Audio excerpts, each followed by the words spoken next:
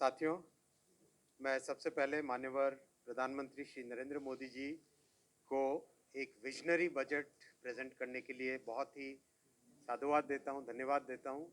आज विश्व भर में जैसी परिस्थितियां हैं, उन परिस्थितियों में हिंदुस्तान एक ब्राइट स्पॉट की तरह उभरा है, ऐसा सारी दुनिया आज एक्नॉलेज कर रही है।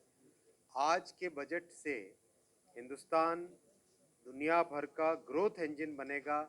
हिंदुस्तान की ग्रोथ दुनिया के लिए, जैसा माननीय प्रधानमंत्री जी ने कल कहा था कि सारी दुनिया भारत से रे ऑफ होप देख रही है, हिंदुस्तान को एक इस नज़र से देखा जा रहा है। तो आज का बजट उन सभी एस्पिरेशंस को, उन सभी विजन, उस पूरे विजन को आज समाहित करने वाला है। सबसे बड़ी बात है कि समाज के हर वर्ग को, जैसा आज FM मैडम ने कहा, वंचितों को वरीयता, समाज के हर वर्ग के लिए एक ट्रांसफॉर्मेटिव चेंज आए, लाइफ में चेंज आए, एक बड़ा परिवर्तन आए और एक स्थायी परिवर्तन आए, वो भी इस बजट में प्रयास किया गया है। आप सबको तीनों डिपार्टमेंट्स, तीनों मंत्रालय की तरफ से स्वागत आप सबका।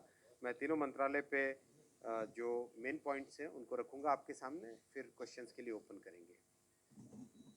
मैं पहले रेलवे पे आता हूँ।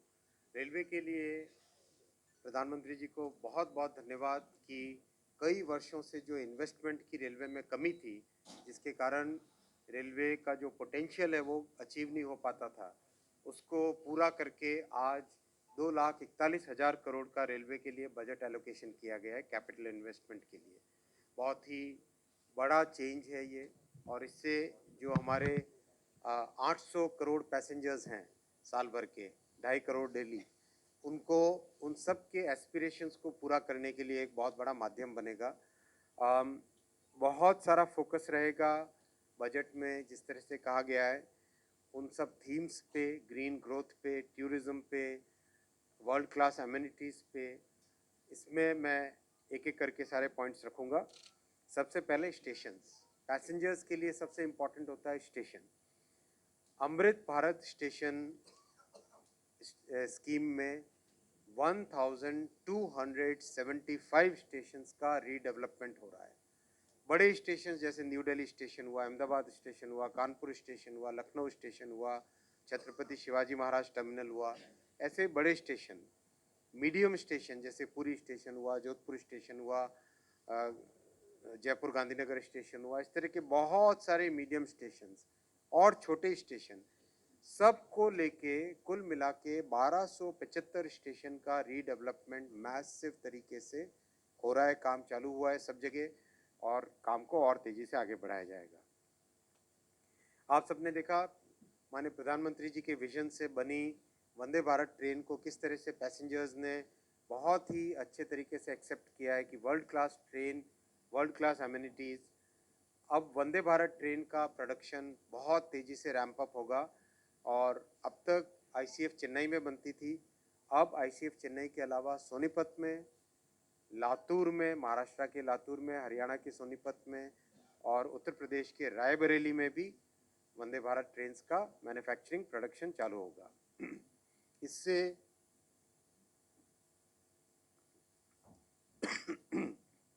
इससे जो देश के कोने कोने में, देश के कोने कोने को जोड़ने का प्रधानमंत्री जी का जो विजन है वंदे भारत ट्रेन से, वो इस प्रोडक्शन के रैंप अप होने से पूरा होगा। आत्मनिर्भर भारत की एक और मिसाल है हाइड्रोजन ट्रेन, जो कि ग्रीन ग्रोथ का जो आज आपने बजट में देखा थीम है, उसी थीम में इंक्लूडेड है। दिसंबर 2023 तक हाइड्रोजन ट्रेन बन के निकलेगी, जो कि पूरी तरह से भारत में डिज़ाइन, भारत में मैन्युफैक्चर। साथ ही साथ जितने हमारे हेरिटेज सर्किट्स हैं, उन सब में पहले हाइड्रोजन ट्रेन को चलाया जाएगा। जैसे कालका शिमला हेरिटेज सर्किट है, ऐसे सर्किट्स में पहले हाइड्रोजन ट्रेन को चलाया जाएगा और फिर बाद में उसको और ज़्यादा विस्तृत किया जाएगा। ग्रीन ग्रोथ के दूसरे इनिशिएटिव में आपने देखा अभी तक करीब करीब 85% से ज़्यादा रेलवे नेटवर्क इलेक्ट्रीफाई हो चुका है। अब इलेक्ट्रिसिटी भी ग्रीन तरीके से आए, उसके लिए बड़े आकार में सोलर प्रोजेक्ट्स लगाए जाएंगे, ultra mega solar plants.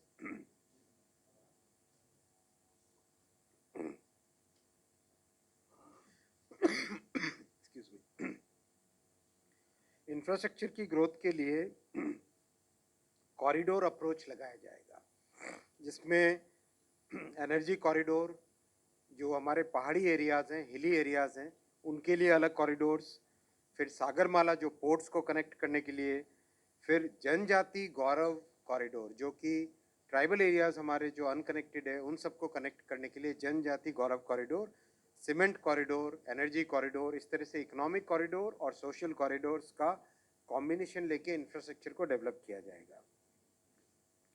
Bullet train का बहुत ही अच्छा प्रोग्रेस है। महाराष्ट्र में कुछ राजनीतिक परिस्थितियों के कारण पहले श्री उद्धव ठाकरे जी जब सीएम थे उन्होंने परमिशंस नहीं दी थी, उन्होंने सारी सरकार बदलने के बाद में सारी परमिशंस मिल गई है। इस साल बहुत फोकस रहेगा महाराष्ट्र के सेक्शन में भी किस तरह से बुलेट ट्रेन का डेवलपमेंट, उसका कंस्ट्रक्शन तेज़ी से आगे बढ़े। टूरिज़्म भी बहुत बड़ा थीम है इस साल के बजट का। उसमें आपने सबने देखा ही है कि भारत गौरव ट्रेन कितनी पॉपुलर है। रामायण सर्किट है, जगन्नाथ सर्किट है, काशी विश्वनाथ सर्किट है, शिरडी साईं बाबा सर्किट है। अब उसी कड़ी में कम से कम 5 या 6 नए सर्किट और जोड़े जाएंगे और बहुत जल्दी उसके अनाउंसमेंट्स आपके सामने आएंगे। अब मैं आता हूँ टेलीकॉम पे। टेलीकॉम में पिछले वर्ष 1 अक्टूबर 2022 को माननीय प्रधानमंत्री जी ने 5G का रोल आउट किया था। तब टारगेट था कि मार्च 31, 2023 तक 200 शहर जुड़ने चाहिए 5G से।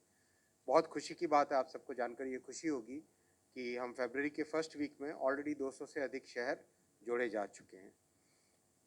आज बजट में बहुत ही महत्वपूर्ण अनाउंसमेंट हुआ है, 100 5G लैब्स। 100 5G लैब्स का मतलब आप समझिए, हमारे नौजवानों को 5G टेक्नोलॉजी से अच्छे से उसको समझ के उसमें नए प्रोडक्ट्स डेवलप करके, नए यूज केसेस डेवलप करके आगामी 2-3 वर्षों के अंदर अंदर हिंदुस्तान टेलीकॉम टेक्नोलॉजी का बहुत बड़ा एक्सपोर्टर बनेगा, जो कि आज से 10 वर्ष पहले तक केवल इंपोर्टर होता था। आज ऑलरेडी कई प्रोडक्ट्स एक्सपोर्ट होने लग गए हैं और 2-3 वर्षों के अंदर अंदर बहुत ही तेज़ी से एक्सपोर्ट होगा। 2023 के इस वर्ष में बहुत बड़ा फोकस होगा आत्मनिर्भर भारत के टेलीकॉम स्टैक को 4G 5G को BSNL में रोल आउट करने का। बहुत अच्छी प्रोग्रेस है। आप सबको जानकर बहुत खुशी होगी। आत्मनिर्भर भारत के इंडिया टेलीकॉम स्टैक की टेस्टिंग 10 मिलियन साइमल्टेनियस कॉल्स, यानी 1 करोड़ कॉल्स एक साथ हो, 10 मिलियन साइमल्टेनियस कॉल्स के लिए अभी पिछले नवंबर दिसंबर में उसकी टेस्टिंग कंप्लीट हुई है। तो अब उसको तेज़ी से रोल आउट किया जाएगा। ऑलरेडी 2 देशों ने अपनी फॉर्मली जानकारी दे दी है कि हम जैसे हिंदुस्तान में नई टेक्नोलॉजी रोल आउट हो, हम हमारे देशों में भी हिंदुस्तान की टेक्नोलॉजी को लगाना चाहेंगे। तो टेलीकॉम में बहुत ही अच्छा बजट में प्रोविज़न रखा गया है। और डिजिटल के लिए तो बहुत ही मैं माननीय प्रधानमंत्री जी को बहुत बहुत धन्यवाद देता हूँ, माननीय वित्त मंत्री जी को बहुत बहुत धन्यवाद देता हूँ कि जो डिजिटल में प्रधानमंत्री जी के डिजिटल इंडिया के विजन को आज दुनिया भर में जो माना गया है, उसको और विस्तृत किया जा रहा है, उसको और नए डायमेंशंस दिए जा रहे हैं। जो हिंदुस्तान का पब्लिक प्राइवेट पार्टनरशिप का कॉन्सेप्ट है, जिसमें पब्लिक फंड से यूज़ करके एक प्लेटफॉर्म बने, जैसे पेमेंट का प्लेटफॉर्म है, और उसमें बाकी सब लोग जुड़े, बैंक जुड़े, ई कॉमर्स जुड़े, स्टार्टअप्स जुड़े, 1.2 बिलियन पीपल जुड़े, कस्टमर्स जुड़े, हर कोई जुड़े। इस कॉन्सेप्ट को अब एग्रीकल्चर में भी लेके आया जाएगा। हेल्थ सेक्टर में कोविन में सक्सेसफुल हुआ, पेमेंट में UPI में सक्सेसफुल हुआ, हेल्थ में आयुष्मान भारत में UHI में इसी कॉन्सेप्ट को लगाया जा रहा है। अब एग्रीकल्चर में भी इसी कॉन्सेप्ट को लगाया जाएगा। साथ ही साथ बहुत खुशी की बात है कि जो इलेक्ट्रॉनिक्स मैन्युफैक्चरिंग में हिंदुस्तान एक बहुत बड़ी ताकत बन के उभरा है, अब कंपोनेंट का इकोसिस्टम भी हिंदुस्तान में आ रहा है। आज बजट में एक बहुत ही इम्पॉर्टेंट कंपोनेंट लेंस जो मोबाइल फ़ोन में लगता है, उसके ऊपर कस्टम्स ड्यूटी की रियायत दी गई है और साथ ही साथ एक कैसे कंपोनेंट इकोसिस्टम डेवलप हो, उस पर एक फोकस लाया गया है। इससे आज जो $9 बिलियन का स्मार्टफोन का एक्सपोर्ट है इस वर्ष में, वो आगामी वर्षों में 20-25 बिलियन की तरफ पहुंचेगा। डेटा गवर्नेंस फ्रेमवर्क बहुत ही इम्पोर्टेंट आज पॉलिसी डिसीजन अनाउंस हुआ है बजट में। भारत सरकार के पास बहुत सारे नॉन पर्सनल डेटा के डेटा सेट्स हैं, जैसे मान लीजिए वेदर से रिलेटेड, क्लाइमेट से रिलेटेड डेटा सेट्स हैं। अब क्लाइमेट से रिलेटेड 20-25 वर्षों का जो डेटा सेट है, क्या उसका उपयोग करके फार्मर्स को, हमारे किसानों को एक बहुत ही ऑथेंटिक तरीके से वेदर की और क्लाइमेट की जो प्रेडिक्शंस है वो दी जा सकती है। ये सब थॉट प्रोसेस के साथ जो नॉन पर्सनल डेटा सेट्स हैं उनको कैसे उपयोग में लाके स्टार्टअप के थ्रू, एआई के यूज़ के थ्रू कैसे ज़्यादा से ज़्यादा अच्छी से अच्छी सर्विसेज सिटीजन्स तक पहुंचाई जा सके, उस थॉट प्रोसेस के साथ इस पॉलिसी को अनाउंस किया गया है। और ईज़ ऑफ लिविंग में डिजी लॉकर का आप सब ने तो इसका उपयोग किया ही होगा। बहुत ही इफ़ेक्टिव एक मैकेनिज़्म है, बहुत ही इफ़ेक्टिव टूल है ये। इसका KYC अक्रॉस डिफरेंट सर्विसेज के लिए उपयोग होगा। ये आज के बजट में अनाउंस हुआ है। आपने देखा AI के लिए 2023 एक वाटरशेड, एक टिपिंग पॉइंट वाला वर्ष है। ऐसे में हिंदुस्तान में जहां AI का टैलेंट मैक्सिमम अवेलेबल है, दुनिया भर में AI का टैलेंट हाईएस्ट कंसंट्रेशन इंडिया में है। ऐसे में आज 4 centres of excellence 4 centres of excellence announce हुए हैं, जो कि AI को कैसे हम अपनी सर्विस डिलीवरी में यूज़ कर सकें, बेटर फैसिलिटीज़ प्रोवाइड करने में यूज़ कर सकें। Excuse me. उसके लिए इन सेंटर्स ऑफ एक्सीलेंस का यूज़ किया जाएगा। तो इस तरह से तीनों मंत्रालय कवर हुए। Now it is open for questions. Thank you, sir. Please raise your hand.